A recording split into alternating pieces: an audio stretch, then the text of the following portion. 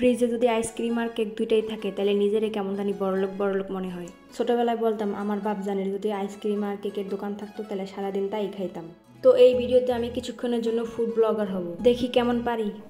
Hello everyone, আসসালামু আলাইকুম। আশা করি সবাই অনেক ভালো আছেন। তো জন্মদিন উপলক্ষে ফ্রিজে দুই রকমের দুই ব্র্যান্ডের দুইটা কেক ছিল। দুইটার মধ্যে কম্পেয়ার করবো আসলে কোনটা খেতে বেশি মজা ছিল।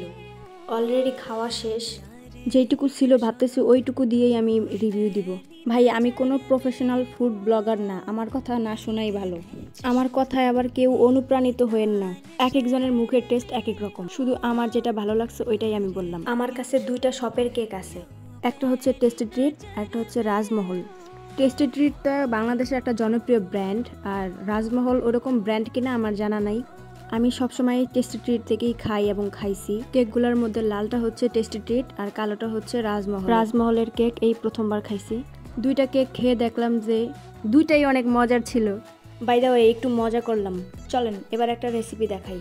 আমি আগেই বলি আমি কারোর শেখানোর জন্য কিন্তু ভিডিওটা করতেছি না, আমি নিজেই পারি না, আমি কি শিখাবো বলেন। জাস্ট আমি যেভাবে রান্না করি ওইটাই দেখাই। আমি কনফিউজড আসলে যেটা বানাতে চাচ্ছি সেটা হবে কিনা। চলেন ট্রাই করি, দেখি হয় কিনা। তো মিষ্টি দই বানানোর জন্য চেষ্টা করতেছি, দেখি হয় কিনা। আমার শাশুড়ি মা আবার খুব ভালো পারে, তবে সেরকম ভাবে শেখা হয়নি, কিন্তু খাওয়া হয়েছে, মজা হইতো, একদম দোকানের মতো লাগতো। তো যদিও আমি পারি না এটা বানাইতে, দেখা যাক শাশুড়ি আমার ছেলের চেষ্টায় কিরকম হয়। তো প্রথমেই দুধটা একটু ফুটানো হয়েছে, এরপর ক্যারামেল বানাইয়া তার মধ্যে আবার দুধটা ঢেলে দেওয়া হয়েছে। সে নিজেও ভালো মতো পারে না, কিন্তু তাও ট্রাই করলো।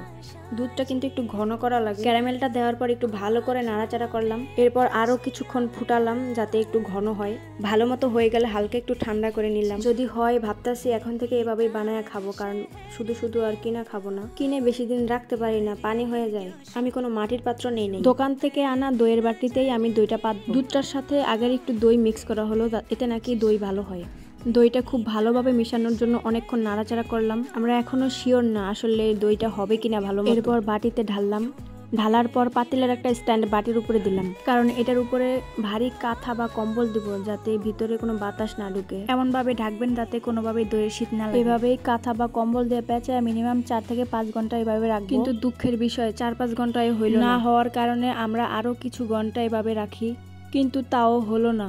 এভাবে তো হার মানতে পারবো না, এই জন্য আমরা মনের বুঝতে আবার কিছু ঘন্টা রাখি। অনেকবার ব্যর্থ হওয়ার পরও মনের মধ্যে আশা রাখছিলাম না হবে, কিন্তু ফাইনালি দেখেন হলোই না। তো আমার এই ব্যর্থতার কাহিনী শুনাইয়া আজকের মতো বিদায় নিলাম। আল্লাহ হাফেজ।